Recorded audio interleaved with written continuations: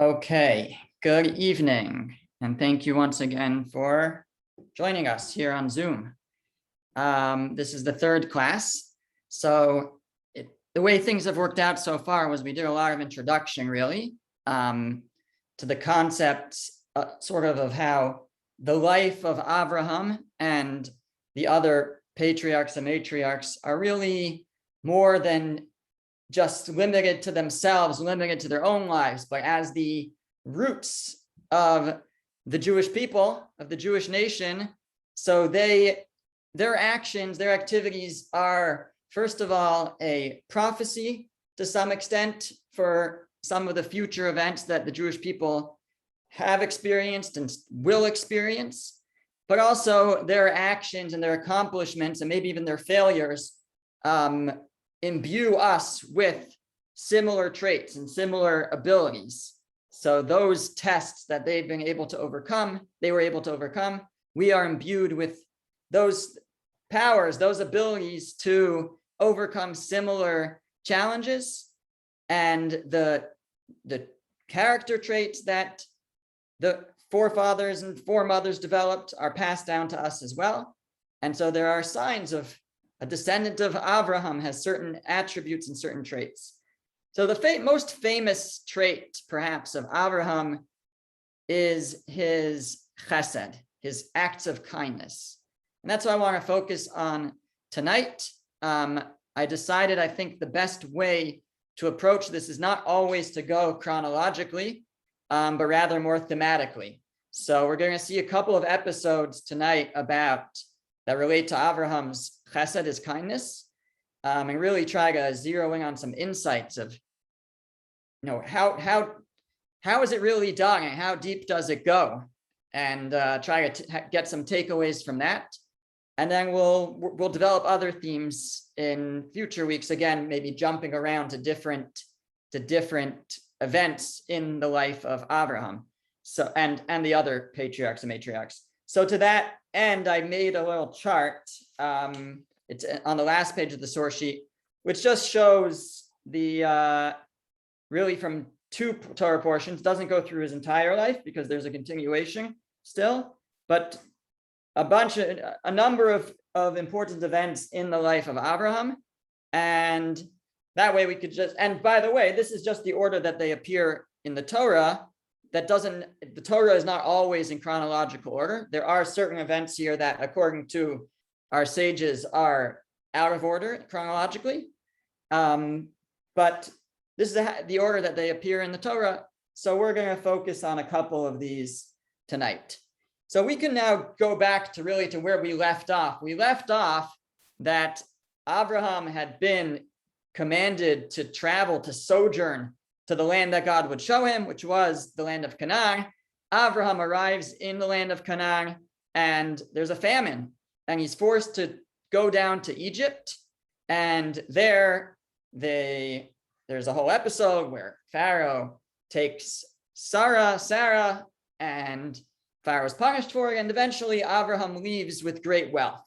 They award Avraham great wealth. And that's basically where I want to pick up from, where Avram's now returning to the land of Canaan. So the verse describes, and this is on the source sheet, it says, and he went on his journeys from the south until Beis El, until the place where his tent had been previously, between Beis El and between Ai. So you'll notice that the beginning of this verse says, and he went on his journeys. In the Hebrew, it's vayelech lemasa'av. He went on his journeys, which is plural. So what is that telling us? What does it even mean he went on his journeys, plural? The Malbim, one of the great commentaries, says what it means is he was kind of traveling around, spreading his message. It was different journeys. He just was going from place to place, spreading his message. Rashi quotes from the Talmud, from the Gemara, the following, and it's on the source sheet. And he went on his journeys. When he returned from Egypt to the land of Canaan, he went and lodged in the inns where he had lodged on his way to Egypt. What it means on his journeys, it means he went back the same journeys he had come in. He went back the same way he had come in order to stay in the same inns that he had stayed on his way down. And says Rashi, this teaches you etiquette, or in the Hebrew, derech eretz. This is the way a person should conduct themselves, that a person should not change his lodgings. That's what the Talmud says. The Gemara says you should go back in the same place that you stayed the first time around. So what does that mean? Why is that so important? Why is that derech eretz, to stay in the same place? Maybe you should spread the love, right? You stayed there at one place last time, you should stay in a different place this time. And maybe that's sometimes true. But the message here actually is very important. The Maharal, in his commentary, Gur Aryeh, which is his commentary on Rashi, so it's a super commentary, it's a commentary on a commentary, he explains what Rashi means by this. The reason why it is the proper etiquette, it's derech eretz, it's for somebody to stay in the same places that they stayed the first time around, says the Maharal, is because you don't want to spread a bad name about the place that you stayed last time. Now, especially someone like Avraham, who was somewhat well known, people would notice if he stayed in a different place than he stayed last time, and they might think, oh, that's because he didn't like the place that he stayed the first time around. And that place is going to get a bad name. That's first of all. Second of all, he says, they might think that it was a problem with Avraham. They might think that Avraham wasn't allowed to stay in the same places because he wasn't a good guest. And so he has to be concerned for his own image as well, which is very interesting. That second point, we're really going to focus on the first point, but the second point is also very important, that our own image is important. We don't want people to think that we're bad, that there's something wrong with us, when there isn't, right? That we want to promote a good image. And this is actually a verse, it's in the Torah, that we should find favor not only in God's eyes, but in people's eyes. And that's important, not to do things that might look like we're doing something wrong even. In this case, he didn't want to make it look like maybe he wasn't allowed to stay there anymore.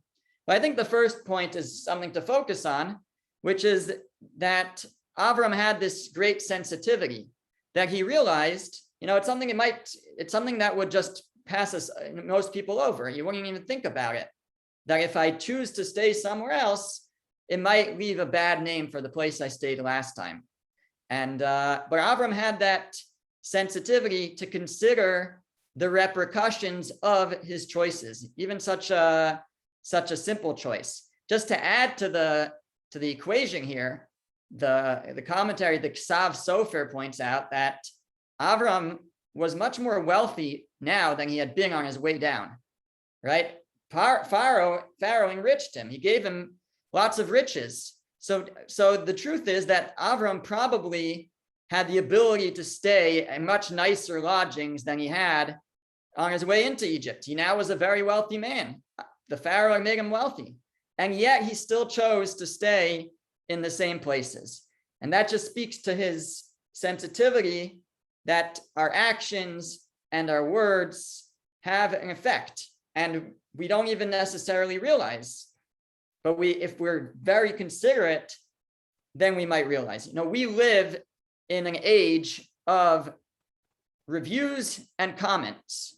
Everything is reviewable. Everything is commentable, right? At the bottom of every article or every post on the internet, there's a room for comments.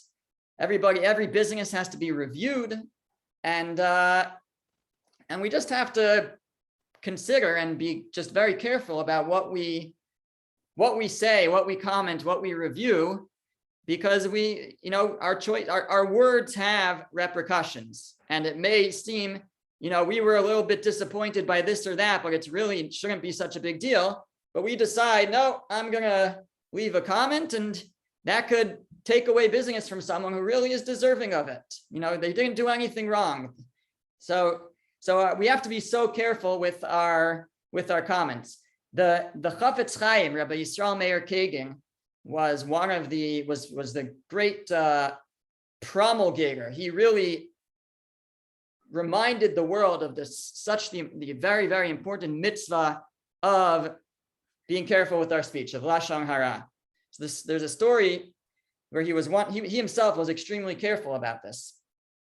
So he was once traveling somewhere in Poland, along with another rabbi, and they stayed at an inn. And the owner of the restaurant realized these were prestigious rabbis, and she served them, carefully and promptly. And after the meal, she asked them, so how did you like the food? So the Chafetz Chaim, Rabbi Kagan, said, it was very good, excellent. The food was excellent. The other rabbi that he was with said, yeah, it was very good, but it could have used some more salt. So the woman who owned the inn, she walked away, and the Chafetz Chaim, he was appalled. His face turned white, and he said, I can't believe it. How could you say that? All my life, I've avoided speaking and listening to lashon hara, to slander, to evil speech, and now God made me come with you to this place, and I have to suffer by hearing you speak in this way. He says, I regret coming here with you in the first place. I'm so upset. I'm so disappointed. If I hadn't been here with you, this would never have happened to me. Now, this rabbi was really taken aback. He said, what's the big deal? All I said was it could have used more salt. I didn't even say something bad. I said it was good. I said it could have used some more salt. So the Chafetz Chaim said, you don't realize the power of your words. That woman who came to us, the owner, the hostess, she doesn't do the cooking. She has someone who does the cooking for her. It's probably a poor widow who needs the job and needs the money. And she's probably right now going back to yell at the cook for not cooking well enough for these prestigious rabbis. They were disappointed with your food. She's giving her a hard time right now. She said she's probably giving it to her. And the poor widow is going to deny it. She's going to say, no, the food was fine. I tasted it. And then she's going to tell her that she's a liar. And they're going to get into a whole fight. And for all we know, she could lose her job as a result. And that could ruin her life. Because all you said was that it could use a little more salt. So the rabbi was like, come on, you're exaggerating. That's it. It's true. But, it could happen, but you're totally exaggerating. The Chafetz Chaim said, you've done 5 things wrong here. He said, you spoke lashon hara. You caused the owner and myself to listen to it. You caused the owner to repeat the lashon hara she's gone back to the cook to repeat it. You caused the cook to lie in defense, and you caused the widow pain, and you caused an argument. So look what you've done. So they finally agreed they're going to go check it out.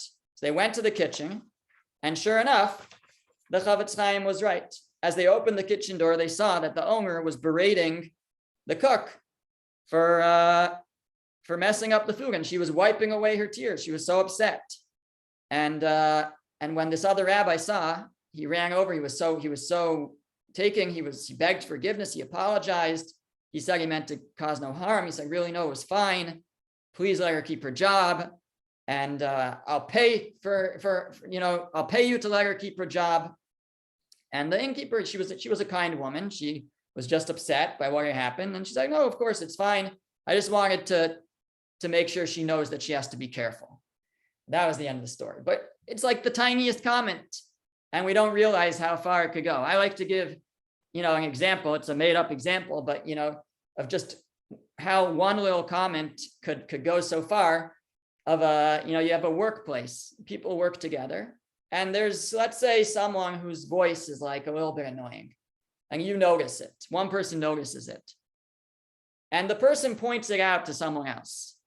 So, it could be nobody else noticed it, but once one person points it out, then other people will start to notice it and find it annoying, the way that person talks. And once you start something like that, so then eventually someone points it out to the boss, and the boss, every time this person talks to them, is annoyed, is like, oh, this person's so annoying.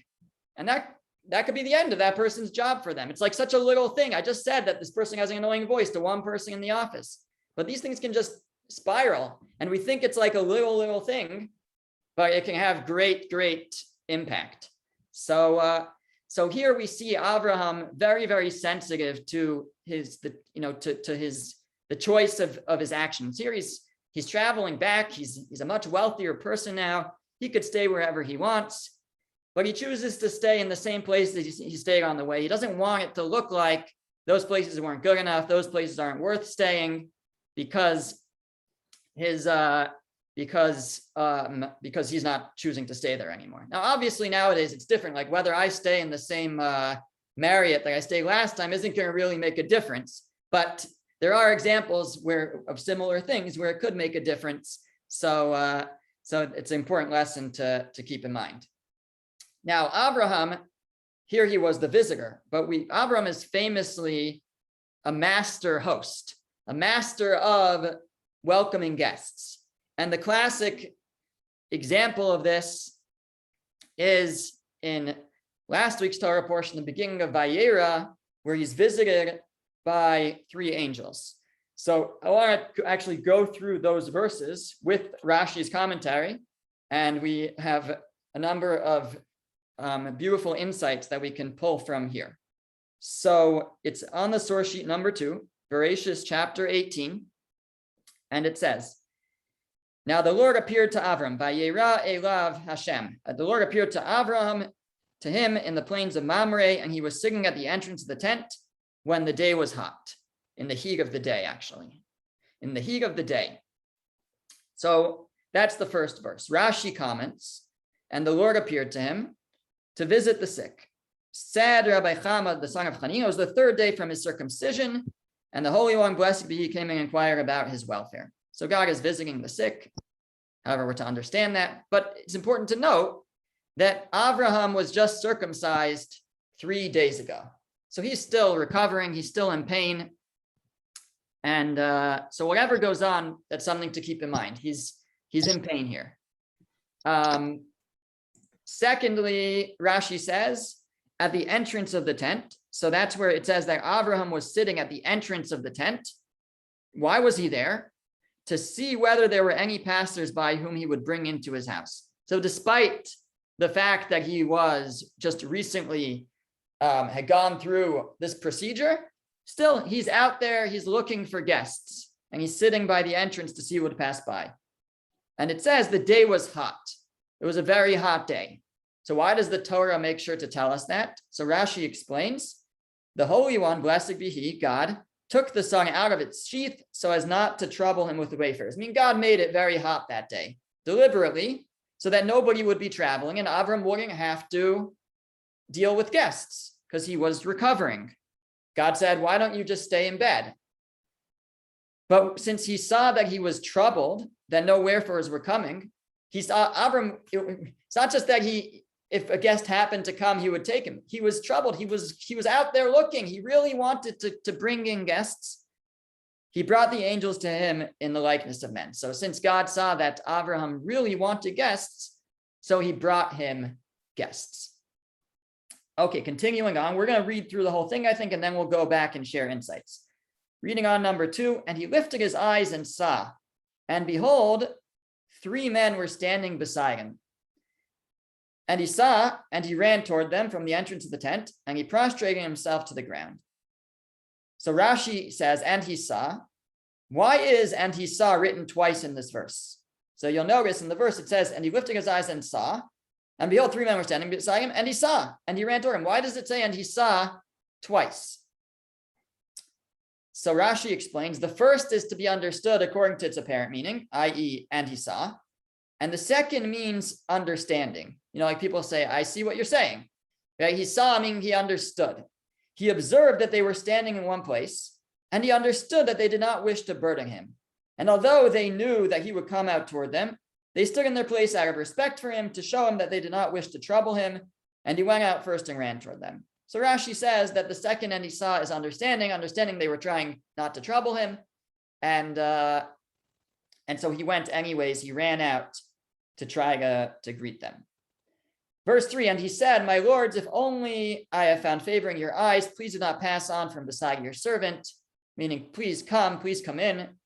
And verse 4, please let a little water be taken and bathe your feet and recline under the tree.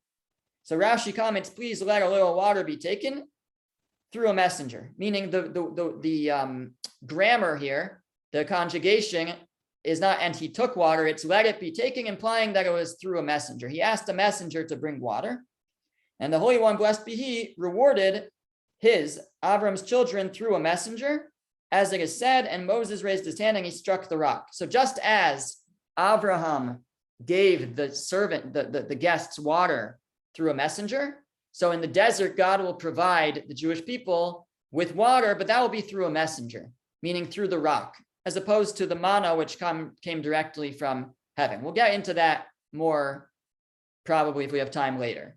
But that's kind of a side point, but there's an interesting insight that I want to share if we have time.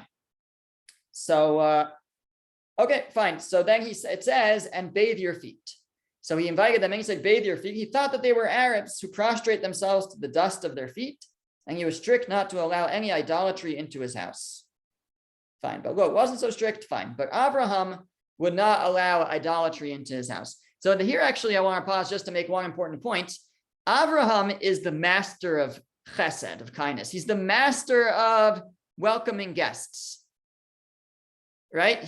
And we'll take note that he's running, right? He ran toward them. He ran here, he ran there. It's going to keep repeating. He's getting all the best food for them. So what kind of a host is he? Insisting that they wash their idolatry off of their feet, right? Let them do their thing, right? But no, that's not, there's a line to be drawn, which is what's okay and what's not. So although he's the best host in the world, but he's not going to allow idolatry into his house. That's not okay here. That we're going to wash off before you come in. I'd love to have you, but there's limits here. So even the best host has to know what's acceptable and what's not. Okay, verse 5. And I will take a morsel of bread. Morsel is maybe not the best word. Pas lechem, I think it says a loaf of bread, and sustain your hearts. Afterwards you shall pass on, because you have passed by your servant. And they said, so shall you do as you have spoken. And Avram hastened to the tent to Sarah. And he said, hasten 3 seah of meal and fine flour and knead and make cakes. And to the cattle did Avraham run. And he took a calf tender and good, and he gave it to the youth, and he hastened to prepare it. And he took cream and milk and the calf that he had prepared, and he placed them before them, and he was standing over them under the tree, and they ate. So Avram's running here, running there to get everything ready for his guests. So we see absolutely that Avram, despite his pain, despite that it was the heat of the day, he sees guests and he's so excited. He lives for this. He wants to take care of them, and he's running to do so. So what we see here, different people can approach a mitzvah like chesed, like kindness, like having guests in different ways. For some people, we say, listen, it's what I'm supposed to do, so I'll do it. But someone like that, if that's our approach, I'll do it because I'm supposed to do it. So then if I have a good excuse not to do it, then I'm not going to do it, right? If I'm recovering, if it's really hot, if I'm a little uncomfortable, right? So then I'm probably not going to do it.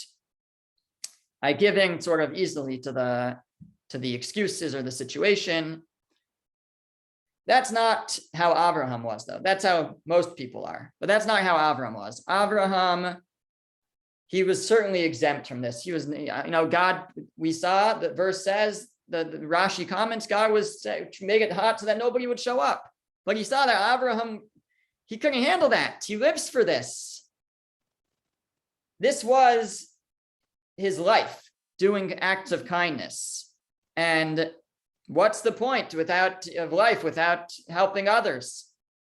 So he said, so therefore he went above and beyond. I don't care. It's hot today. I'm in pain, but this is what I live for. And therefore he's out there, he's looking, and God helps him in ensuring that that he has guests. And that's, again, we don't have to be, we can aspire to be like Avraham. When will my deeds reach the deeds of Avraham? We may not never quite reach there, but the idea that we should try to have these, these ideas, make them, assimilate them within ourselves, make them what we live for. That's what Avraham teaches us here. Where does he get the spirit to run like that in this difficult situation? The answer is that's his nature. That's what he lives for. A person, if there's something really good that they want, so they'll run for it. They'll run for it if need be. But Avram was like that for chesed, for kindness. That was his nature. Some people's nature is to run for ice cream. Avraham ran for right? Ice cream, we all scream for ice cream, but Avram screamed for chesed, for having guests, and so he would run. That's what came automatically out of him when he had the opportunity. The Alei Shor of Shlomo Volbe, he points out that the Hebrew word for running, which is ratz, is the same root as the Hebrew word for want, which is rotzeh, to want something, because we run for what we want. That's what we run for. And here you see Avraham running and hastening and running and hastening for what he wants. He wants to be able to do acts of kindness, to bring in guests in this situation. The act of running, of course, is the attribute of alacrity or zeal, to run to do something, to run to do good, to do it with alacrity. So in the Path of the Just, Mesilas Yesharim, Rabbi Moshe Chaim Luzzatto has a couple of chapters really about this trait. I want to read a little bit together from there. It starts off talking about Avraham. So it's number 3 on the sources on page 2. And he writes, likewise, this is line 16, likewise, you will observe that all the deeds of the tzaddikim, the righteous, are always performed with haste. By Avraham, it is written, and Avraham hastened into the tent of Sarah and said, make ready quickly 3 measures of fine meal. And he gave it to the lad, and he hastened to prepare it. And a few more times says, and he ran, and he ran, and he hurried. By Rivka, she hastened and emptied her pitcher in the trough. Eventually we'll, God willing, talk about Rivka also, and her hasting, her really following in the ways of Avraham. You can see, he says, this is line 19, that a man whose soul is afire in the service of his creator certainly will not become lazy in doing the mitzvot.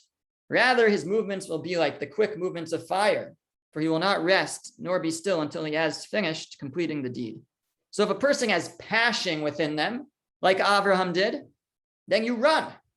You run to do it. You run to do mitzvot. You run to do kindness. But Mesilas Yesharim tells us that what do we do if we don't have that inner passion? What if it's not there? So he says, run anyways.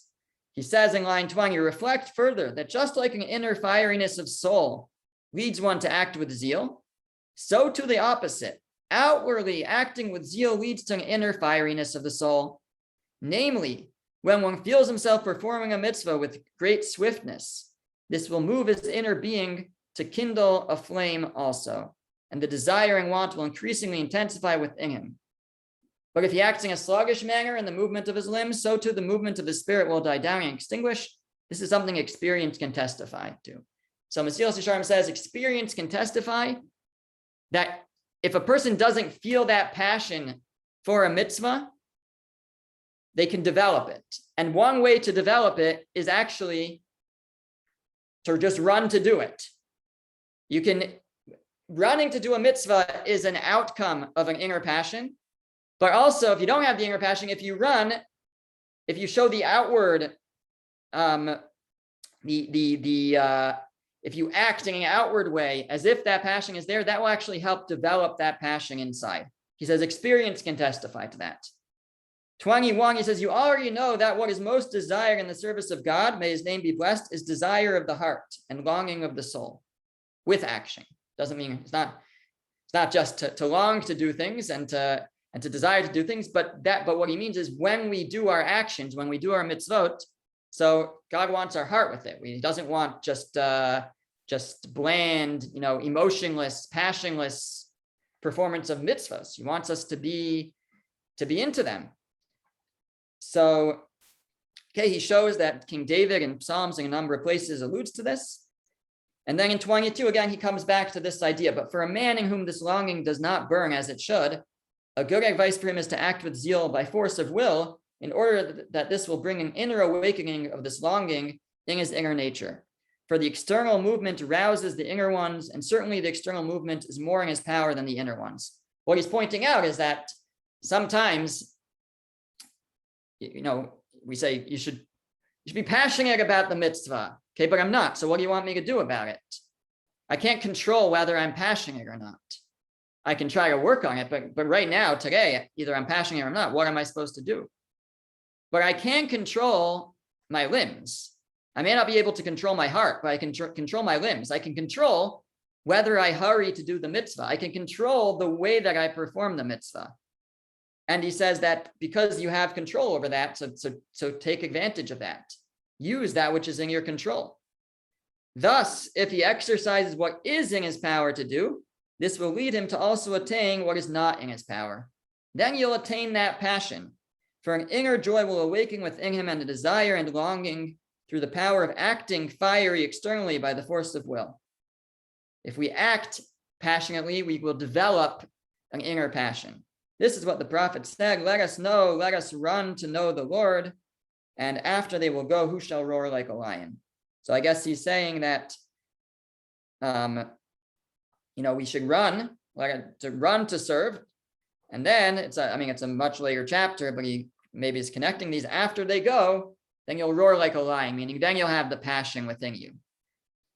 So a very important concept. It applies in many situations, really, not specifically to this trait, but certainly with the trait of alacrity and passion and in mitzvah performance, is that even if we don't feel the inner passion, but if we externally demonstrate it, display it, that can actually help us develop it inside.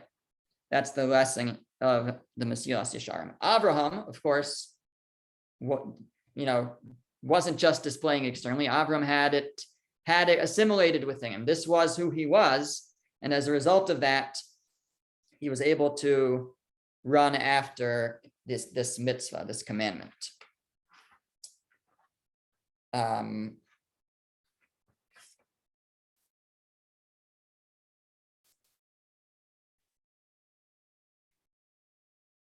Now let's go back to the source 2.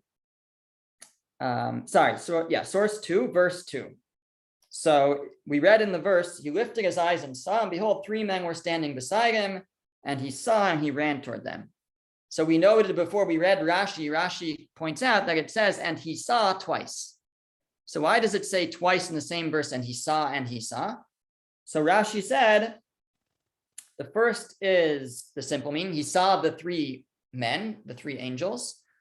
And the second is that he understood. Rashi elaborates, he understood that they didn't want to burden him. He understood why they were standing there. Rav Shach explained, based on this Rashi, that within this Rashi is a major fundamental point about chesed, about kindness, and pursuing it. We says actually the prophet Micha, which we just read a verse from. No, that was Hosea.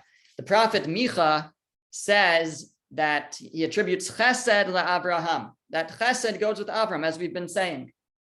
So what says Rav Shach, right here we see this sort of the source of Avraham's chesed. In what way? He says many people see, but only special individuals contemplate, understand, try to understand. try to delve into what is actually going on and what's needed. We see lots of people see people, and they see people who could use a helping hand, could use a chesed, an act of kindness, but we kind of gloss over it. We don't really consider it well enough. Oh, or maybe we rationalize, we justify, no, actually they'll be fine. They don't really need help, right? Again, that's where the zeal comes in. You act right away. But here Avraham, it's a two-step process. He saw and he understood. He looked at them. He saw they were in need. They were trying to avoid that. Rashi says they were trying to just stand to the side and make it look like they didn't really need anything. They didn't want to burden him. But no, he saw. Now, what's fascinating is that they didn't actually need, they were angels. But for all he knew is that they were men, and that they were travelers, they were wayfarers, and they needed a meal. And so he hurried to let them in. So says Rav Shach, this is a fundamental concept. It's one of the basics of chesed, precursor somewhat, is the ability to see and then to contemplate and to understand and to realize when someone has a need, and not just, first of all, to be able to recognize it, but also I think often people will just try to rationalize why actually they don't really need my help. And we do this all the time. I do it all the time, I can tell you, right? It's fine, they'll be fine. They don't really need me. But that's what we're reminded here of. No, really think about it. Maybe they really need a helping hand. If we go to verse 4, so there's an interesting insight over here. So here it says, please let a little water be taken. So he said, and we pointed out, Rashi said, through a messenger. Now it's not clear why the water was brought through a messenger, but it was. Now, the commentaries ask, Avraham here is being so generous. He's, all this flour and cakes and a calf and milk and cream and all this good stuff. And here he says, please let a little water be taken. Ma'at mayim, a little water. Why is he skimping on the water? Why does it say take a little water? Take a lot of water. So Rabbi Yaakov Naiman answers that perhaps the reason is because everything that he was preparing himself, maybe with the help of his family, they were the hosts, so that he was very generous with. But the water, again, I'm not sure why he had a messenger bring it, but he had a messenger bring it. So he didn't want to burden the messenger too much by saying, bring a lot of water. So again, we see the sensitivity where something that I'm going to do myself, we as the hosts are doing ourselves, so we're going to go all out. But for the water, he had to ask a messenger to bring it. And so he's not going to tell the messenger to lug, buckets full of water. That would be him doing kindness on somebody else's calculation. That my kindness is my kindness. I can't expect someone else to do my kindness for me. So if he wants to be very generous, he could be very generous on his own terms. But to be generous on someone else's, that's a different story. So the water which he needed a messenger to bring, he says, bring a little bit of water and that will suffice. Rabbi Yisrael Salanter, the great founder really of the Musar movement from the 19th century, was again in a similar. He was traveling, as many did in those days, and he was at an inn, and they brought him water to wash his hands for Natilat Yadayim before he was going to eat. I assume it was before he was going to eat bread, maybe in the morning. In any event, when he washed his hands, he used much less water than he was accustomed to using, kind of the bare minimum. Now, even though usually he was stringent about this to make sure that there was, plenty of water to fulfill the mitzvah in the best possible way, here he certainly did it in a way that was sufficient to fulfill the halacha, but he kind of did it in the most minimalistic way. And the reason that he explained was for this same reason. He said, the person drawing the water is probably either an orphan girl or a widow or someone, that's often who's the water carrier, the water drawer in a place like this. So I'm not going to be so strict today about this. Now he certainly did it enough to fulfill it, but he's not going to be like, the most strict. Today's not the day to be the most strict on that. So he used a little less water than he was accustomed to using. And that's perhaps what Avraham was doing as well. All the other things he and his family were preparing, they were the hosts. But the water he had to have a messenger bring, and therefore he didn't want to ask for so much. That was on somebody else's calculation, someone else's terms.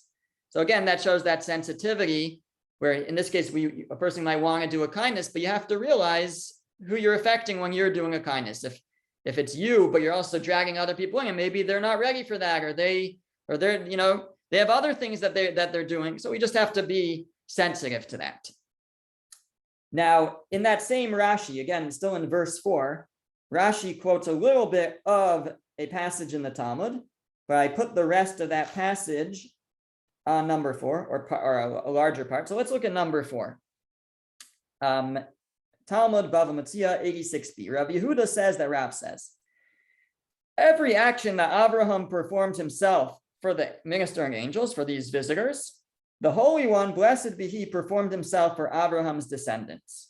And every action that Abraham performed through a messenger, the Holy One, blessed be he, likewise performed for his descendants through a messenger. So the Talmud there continues and it gives different examples, but basically, the food that Abraham prepared himself. So for his descendants in the desert, God sent directly manna, which was direct from God.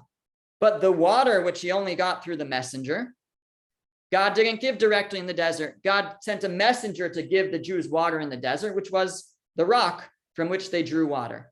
The Gemara has some other examples, but that's the basic intent of this Gemara. So first of all, this comes back to the idea that the actions of Avraham are a prophecy, a prelude to what's going to happen to his descendants. This event affects what happens in the desert, but it's kind of strange because we keep saying Avram was a master of chesed, a master of kindness. He loved welcoming guests, right? So seemingly this was not the only time that he had guests over, right? In fact, we learned a passage in the Talmud last week where we learned that whenever Avram would have guests, when they got up to go, they would try to thank him. He would say, don't thank me, thank the one who gave it to all of us, thank God. And that way he would teach them to recognize God's goodness. But so Avram had guests all the time. So why this event, out of all the events, one time he brought food directly. So as a result of that, they got man directly from God. But the water he didn't do directly, he got it through a messenger. So the water in the desert came through a messenger. Like, what's special about this event? There were many times that Avram had guests, and I'm sure some of those times he brought the water himself, and maybe even some of those times he had some of the food brought through a messenger. What's unique about this time that this was the event that dictated how it was going to play out in the desert? So Rabbi Yosef Salant explains that this was different than all the other times. This time, Avraham, like we said, had just been circumcised. He was in pain. It was a boiling hot day. God had made it extra hot so that nobody would show up. And there's Avraham running around to bring them food. This was not an ordinary event of serving guests. This was Avraham going above nature to serve guests. It's above human nature. Like we said, a normal person in such a situation would have just said, I'm excused, I'm taking the day off. But Avraham, no, Avraham is out there. He's desperate to have guests. He's running around. And really what he's doing is above nature, beyond nature. But we have that ability sometimes to go beyond nature.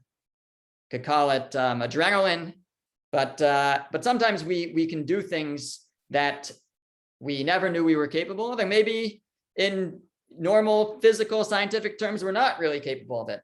But it's possible for a human to go beyond their normal capabilities when called upon. But that's what Avraham did here. Avraham went above nature. That's why this is the event that's going to dictate what's going to happen in the desert, because the sustenance that the Jewish people receive in the desert is above nature. They're in a barren desert. There's no food, there's no water, and God is going to provide that to go beyond, to go above nature with the man and the water from the rock in a miraculous way. So that's why specifically this event where Avraham goes beyond nature is the prophecy, the premonition, the precursor to God providing above nature in the same manner to the Jewish people in the desert. I have a question.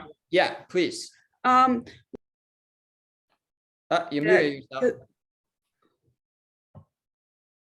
Huh? Okay, start over. Go ahead. Okay. I've heard that most of the, aside from his compassion for people, much of the reason he was serving guests like that was so that he could get word out of the one God. That was excellent. So that's that passage in the Talmud was, I don't know if that's the reason, but I think they go together, which is also a very important idea, which is Avraham wants to help people, right? He wants to give people the best life. So you can help a person physically and materially, and you can help a person spiritually. So it all came from his love for people and his love for God. But both his endeavors to help people with, feeding them, providing them with a place to stay, etc., and his providing them with spiritual sustenance, knowledge of God, all comes from the same place. It all comes from his deep desire and love of other people and desire to help them. Okay. So I don't know if we know that if we would say that that's why he did it, but when he did it, he took advantage of the opportunity to teach them, don't thank me, thank God. Okay. Okay, just to wrap things up with one more idea. So again, we're working a little bit out of order of Avram's life, but at this point, right after the angels leave, so then one of those angels is going to destroy the city of Sodom. Sodom is a place of evil. Sodom is a place where they treat people terribly. Certainly guests are treated terribly. The angels go to the city, 2 angels, and they look like men, and Lot invites them in, which is totally against the rules of the city. You don't invite guests in the city of Sodom. And when the people realize this, they try to pound down the door and they say, send them out here. So this is, the Talmud goes through all sorts of terrible things that they would do in Sodom, and talks about this girl that was killed because she had guests. They totally didn't tolerate such things. And God says, that's it. I'm destroying Sodom. So what is Avraham's reaction? God says, I have to tell Avraham what I'm going to do. And so let's read together in source 5. And the Lord said, shall I conceal from Avram what I am doing? And the Lord said, skipping some verses here, but since the cry of Sodom and Gomorrah has become great, and since their sin has become very grave, I will descend now and see whether, according to a cry which has come to me, they have done. I will wreak destruction upon them, and if not, I will know. Okay, we're not going to go into all exactly what the verses are saying, but God's basically saying, I'm getting ready to destroy Sodom, but I'm going to tell Avraham about it before. And Avram approached and said, will you even destroy the righteous with the wicked? Perhaps there are 50 righteous men in the midst of the city. Will you even destroy and not forgive the place for the sake of the 50 righteous men who are in its midst? Far be it from you to do a thing such as this, to put to death the righteous with the wicked, so that the righteous should be like the wicked. Far be it from you. Will the judge of the entire earth not perform justice?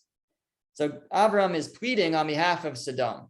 Maybe there's 50 righteous people. Save the city because of those 50 righteous people. He's really pleading on behalf of 5 cities that are all part of this general area. the Lord said, if I find in Sodom 50 righteous men within the city, I will forgive the entire place for their sakes. So God agrees, but unfortunately, there are not 50 righteous people there.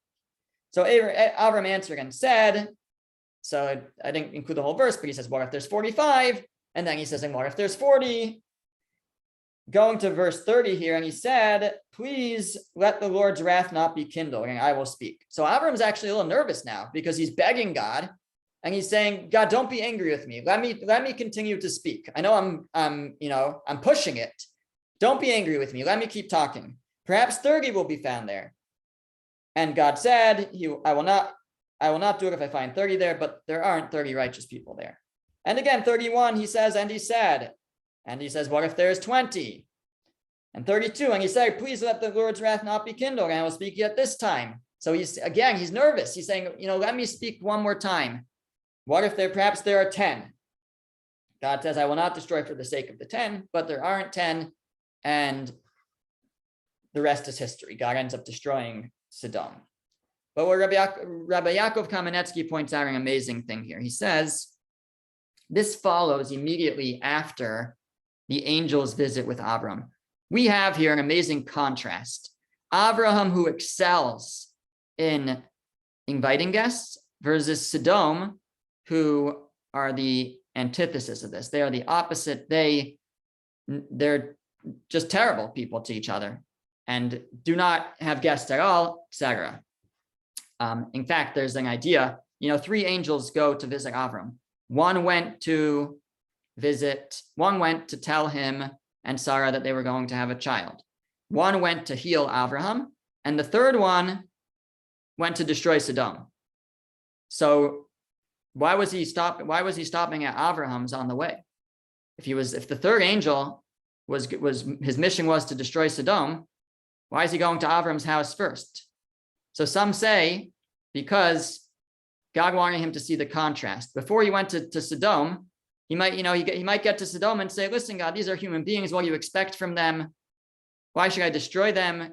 You yourself say that man is flawed. Can we really expect better of them? So God says, I have a stop for you to make on the way. I want you to see what a human being is capable of becoming. Go look at Avraham. And then when you get to Sodom, you'll realize how flawed they are and how short they've come of what a person is really capable of becoming. So sort of related to that idea, Avraham is the total opposite of Sodom. He excels in kindness, and Sodom is the worst of the worst. It's a person's nature when they excel in a certain mitzvah or certain trait that when we see others who fail in this way, it frustrates us. It's like, what's wrong with those people? Why can't they do it the way I do it? Why can't they have the same, midah, the same trait as I do? Why can't they perform the mitzvah the same way I do? And it frustrates us. And we wonder, especially Avram, he was the master of acts of kindness. It should have bothered him so much that the Sodomites treated each other so terribly. And maybe it did. But even still, Avraham goes all out on their behalf. He doesn't say, if they're not good at it, if they're such terrible people, they have it coming, they deserve it, doesn't say that. He prays for them. He prays for them so much that he even says, God, please don't be angry with me a couple of times, right? He's going all out on their behalf. And he says, this says Rabbi Kamenetsky, this just shows us how great this man really was. This just shows us how far what level Avram was able to achieve.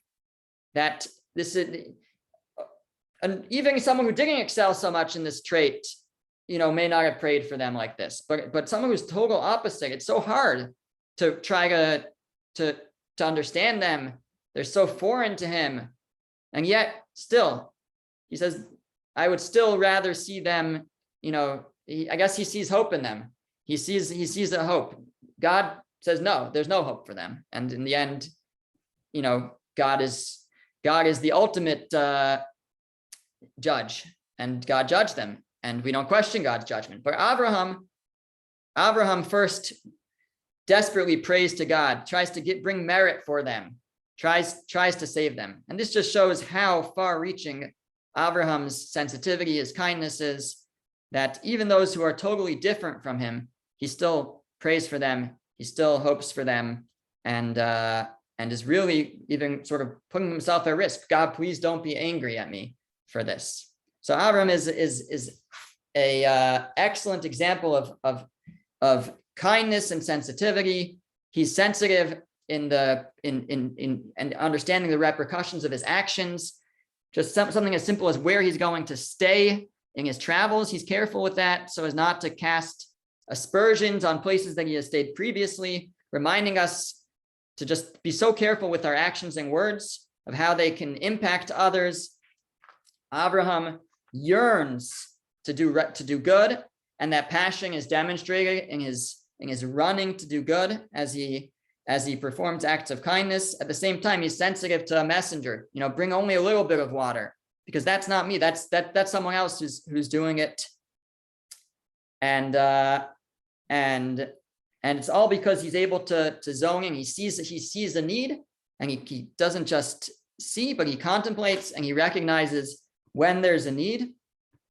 And finally, he, despite that he excels in this, he's still willing to engage with those and respect those who haven't quite reached his level. And even those who are so opposite to him, he's still able to respect them and desires that and feels that they still deserve life. And therefore he prays for Sodom. Stop there.